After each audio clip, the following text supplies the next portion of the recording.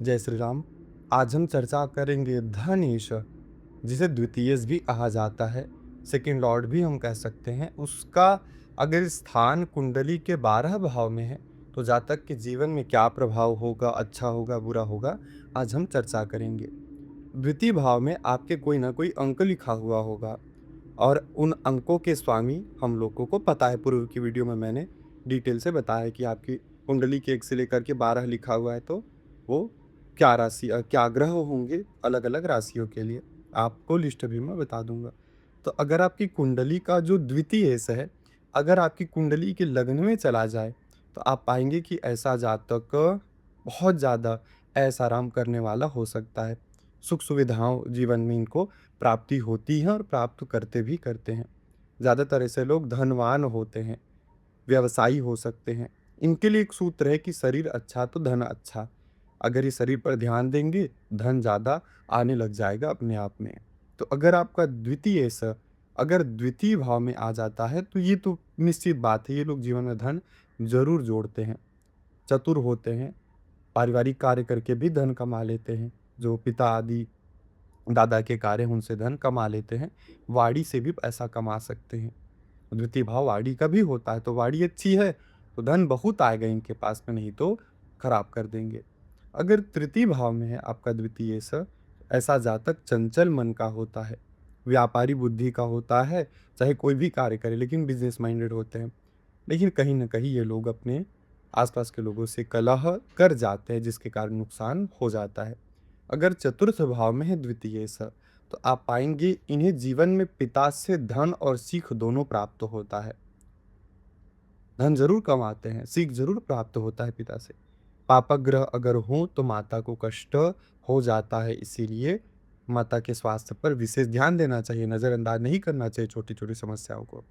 अगर आपका द्वितीय पंचम भाव में है, जातक समझदार ज़रूर होगा, क्योंकि द्वितीय भाव वाणी है, पंचम भाव समझदारी है। ऐसा जातक जीवन में समझदारी से कार्य ज़रूर करता है, समझदारी से बोलता है, विख्यात होता है, अच्छा कार्य करने वाला होता है। जीवन में पाएँगे कि दुखी ज़रूर हो जाता है, क्योंकि कहीं न कहीं अधिक चिंतनशील व्यक्ति दुखी होता है, लेकिन कहा गया है ये लोग धनी भी होते हैं। अच्छा न्याय करने वाले होते हैं, इनका जो नियति है वो अच्छा होता है, नियत जो है अच्छा होता है। अगर छठे भाव में है द्वितीय तो ऐसा जातक को शत्रुनाशक कहा गया है और साथ ही साथ ये लोग धन कमाते ज़रूर हैं। अगर पापक ग्रह हो तो भी इन्हें भूमि का स्वामी कहा गया है, लेकिन धन की समस्या हो जाती है। छठा भाव हमारे ऋण रोग को भी बताता है। अगर सप्तम भाव में है तो आप पाएँगे ये लोग चिंता ज़रूर करते रहते हैं।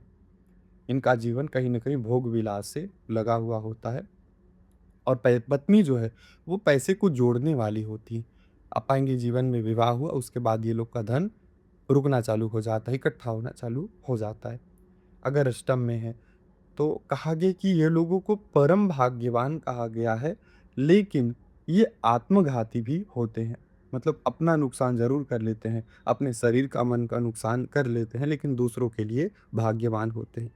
ये लोग आप पाएँगे कहीं न कहीं भोगी भी हो सकते हैं और एक और कहा गया है कि यदि पापग्रह का प्रभाव हो जाए ज़्यादा, तो ये लोग कहीं न कहीं हिंसा भी कर जाते हैं। अपनी वाणी से हिंसा करें, किसी को दुःख पहुँचाए, ये भी हो सकता है।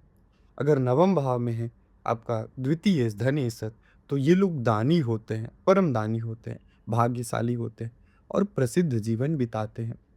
लोग इनको बहुत पहचानते हैं, मानते हैं।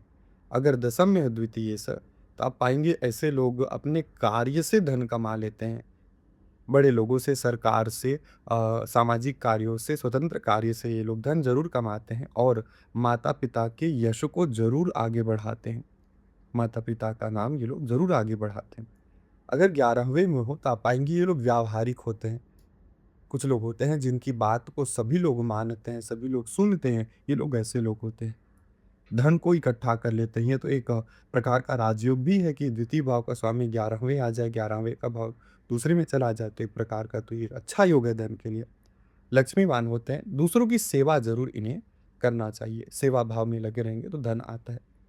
यदि 12वें भाव में है तो लोग इन्हें कॉम्प्लिकेटेड कहेंगे, लेकिन ये लोग दूर से धन ज़रूर कमा लेते हैं। दूर बस कर के पैसा कमाएँगे या फिर दूसरे प्रकार की जो मुद्राएँ होती हैं, उनसे भी धन कमा लेते हैं, तो ये विदेश से धनवान ग्रंथों में कहा गया है। ऐसे लोग अधिक सोचते हैं, ज़्यादा सोचते हैं और खर्च भी ज़्यादा कर देते हैं, व्यय ज़्यादा करते हैं। तो इन्हें क्या करना चाहिए, सही जगह धन लगाना चाहिए।